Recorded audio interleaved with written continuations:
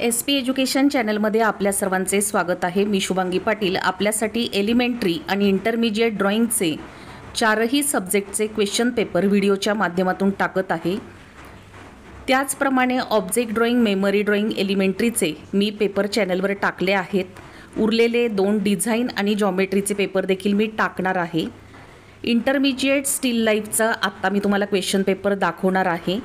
हे सगळे question paper अतिशय लेटेस्ट आहेत, तुम्हाला ते पाहायला मिळतील। त्यानंतर मेमरी ड्रॉइंगचा, डिझाइनचा, जॉमेट्रीचा, इंटरमिजिएटचा असे सगळे पेपर पाहण्यासाठी तुम्हाला चॅनलला सबस्क्राइब करावं लागेल।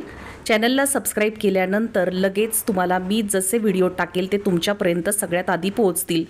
त्याचप्रमाणे 9th आणि 10th स्टँडर्डसाठीचे अतिशय उपयोगी अशी व्हिडिओ देखील माझ्या चॅनलवर मी टाकले आहेत। क्वेश्चन पेपरचे वर्षभराचे व्हिडिओ आणि इतरही व्हिडिओ मी भरपूर टाकले आहेत 9th आणि 10th स्टँडर्डसाठीचे।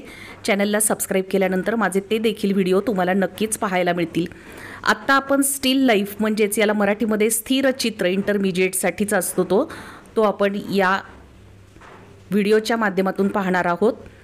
हा पेपर तुमचा शुक्रवार दिनांक 27 सप्टेंबर रोजी 10:30 ते 1:30 या वेळामध्ये आहे स्टील लाईफचा पेपर।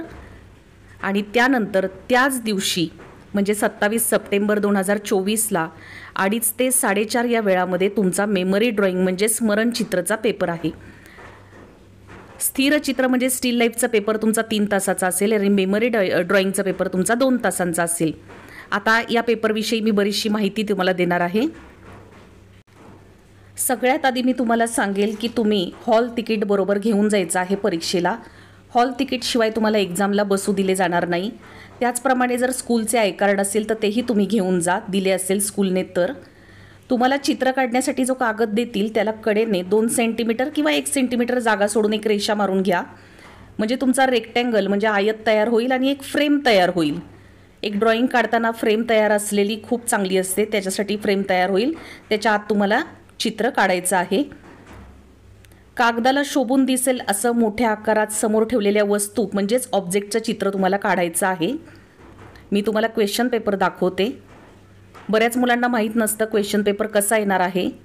माझ्या चॅनलवर सगळे क्वेश्चन पेपर तुम्हाला पाहायला नक्की मिळतील। चॅनलला सबस्क्राइब केलं तर लगेच तुम्हाला मी टाकेल तसे व्हिडिओ ते पाहायला मिळतील। आता हा पहा स्टील लाईफचा हा पेपर आहे, अतिशय लेटेस्ट पेपर आहे बघा, 2023चा आहे। अशा प्रकारे पेपर येतो। इंग्लिश मीडियमसाठी हा असा आहे वरचा। मराठी मीडियमच्या मुलांना देखील काही अडचण यायला नको म्हणून मराठीतून संपूर्ण पेपर दिलेला आहे। इथे काही तुम्हाला सूचना दिलेल्या आहेत। 2 सेंटीमीटर जागा सोडून तुम्ही एक आयत काढा, त्याच्या आतमध्ये तुम्ही चित्र काढा। चित्राच्या आकृत्या मोठ्या आकारातल्या काढा, छोट्या आकारातल्या चित्र तुमचं गृहीत धरलं जाणार नाही। रंगसंगती तुम्ही व्यवस्थित करा। रंग देताना काळजी घ्या। छायाप्रकाश म्हणजे चित्राची जर सावली कुठे पडली असेल तर ती तुम्ही नक्की काढा आणि चित्र अतिशय आकर्षक असे करा। हे तुम्हाला इथं सांगितलं आहे। इथे पहा, हाच पेपर आहे स्थिर चित्र। इथे तुम्हाला सूचना दिल्या आहेत। तुम्हाला एक माहिती व्हावं की कशा प्रकारचे चित्र किंवा ऑब्जेक्ट ठेवलेले असतात ते दाखवण्यासाठी मी हे काही तुम्हाला चित्र दाखवते। बादली, मग, नारळ, ॲपल वगैरे असे ठेवलेले असतात। अशा प्रकारे ठेवलेलं असतं। कागदाला शोभून दिसेल असं मोठं चित्र तुम्ही काढायचं आहे। सगळ्या मुलांना दिसेल अशा प्रकारे तुमचे सगळे जे ऑब्जेक्ट ठेवलेले असतात, समोर ज्या वस्तू ठेवलेल्या असतात त्याची मांडणी केलेली असते, ती तुम्ही तुमच्या जागेवरून पाहून तुम्हाला जशी दिसते तसं तुम्ही काढायचं असतं। सगळ्यांसाठी एकच प्रकारची मांडणी असते। अख्ख्या क्लाससाठी, वर्गासाठी एकच मांडणी केलेली असते। थोडी उंचावर किंवा जमिनीवर ही मांडणी केलेली असते। तुमच्या जागेवरून जसं तुम्हाला ज्या अँगलने ते चित्र दिसतंय त्या अँगलने तुम्ही ते काढणं अपेक्षित असतं। कोणत्याही प्रकारच्या वस्तू, साधारण नैसर्गिक वस्तू आणि मानवनिर्मित अशा वस्तू म्हणजे भाजीपाला, फळं, आपल्या वस्तू आहेत, बाटली, मग, बादली, डस्टबिन, काहीही, डिश, काचेच्या वस्तू, चिनी मातीची भांडी, अशी काहीही तुम्हाला ठेवून दाखवली जातील आणि तसं तुम्ही ते काढायचं असतं। सगळ्यांसाठी एकच चित्र आहे। या ज्या ठेवलेल्या वस्तू आहेत याच्यामध्ये तुम्हाला हवा तसा बदल तुम्ही करू शकता। म्हणजे ज्या इतर वस्तू आहेत, बादलीच्या शेजारी जे काही बॉल वगैरे, तुमच्या पद्धतीने तुम्ही बदल करू शकता। त्यानंतर तिथे समोर जरी वेगळा रंग दिसत असेल, तुमच्या मनाला वाटेल तसे तुम्ही कलर, बादलीचे रंग, कापडाचे रंग, एखाद्या मगचा रंग तुम्हाला हवा तसा तुम्ही त्या पद्धतीने तुम्ही देऊ शकता। ही चित्र सगळी तुम्हाला माहितीसाठी दिलेली आहेत। अशाच प्रकारचं तुम्हाला पेपरला येणार आहे। तुम्हाला हवे तसे बदल तुम्ही करून तुमचं चित्र कसं सुंदर होईल यासाठी तुम्ही बदल करू शकता। चित्र काढताना तुम्ही water colour, poster colour, oil pastel, wax crayons, रंगीत पेन्सिल अशा कोणत्याही प्रकारचे जे काही मटेरियल आहे ते तुम्ही वापरू शकता।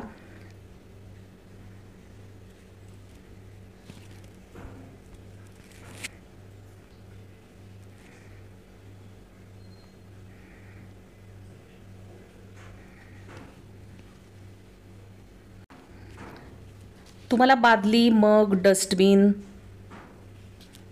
टब, टोपली, भांडी, बाटली, प्लेट, काच, पुस्तक, पाण्याची बाटली, फळे, भाज्या, फुले असे कोणतेही प्रकारचं वस्तू तुम्हाला तिथे मांडल्या जातील।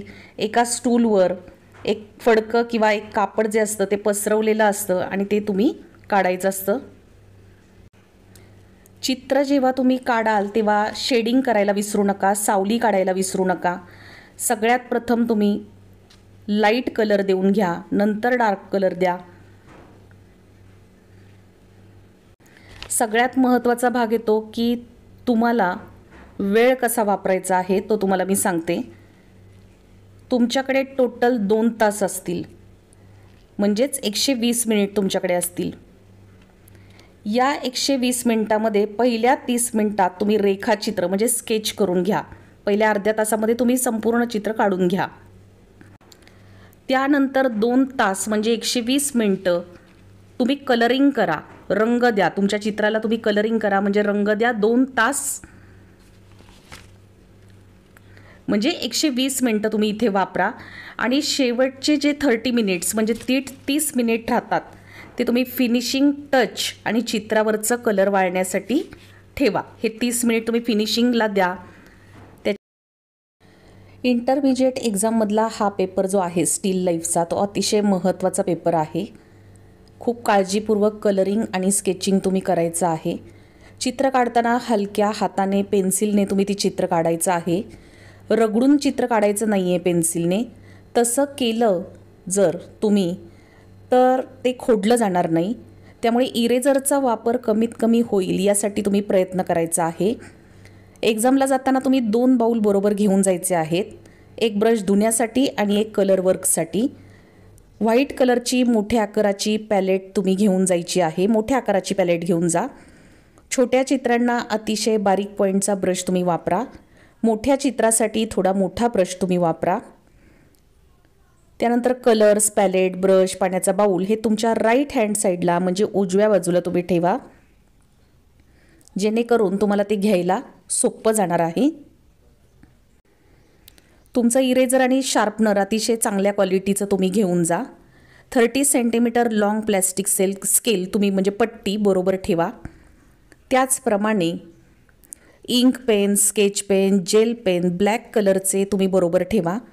ड्रॉइंग पेपरच्या साईजपेक्षा मोठा कार्डबोर्ड, माउंट बोर्ड बरोबर ठेवा, जेणेकरून तुम्हाला हाताखाली धरता येईल। त्यानंतर 2 कॉटनचे क्लोथ म्हणजे कापडं, फडकी तुम्ही बरोबर ठेवा। ब्रश पुसण्यासाठी किंवा काही वापर करायचा झाला तर तुम्हाला त्याचा वापर करता येईल, 2 ठेवा। हॉल तिकीट तर तुम्ही घरी विसरायचंच नाही आहे, आय कार्ड, हॉल तिकीट तुम्ही बरोबर ठेवायचे, नाही तर तुम्हाला एक्झामला बसू देणार नाहीत। ही सगळी काळजी तुम्ही परीक्षेला जाताना घ्यायची आहे।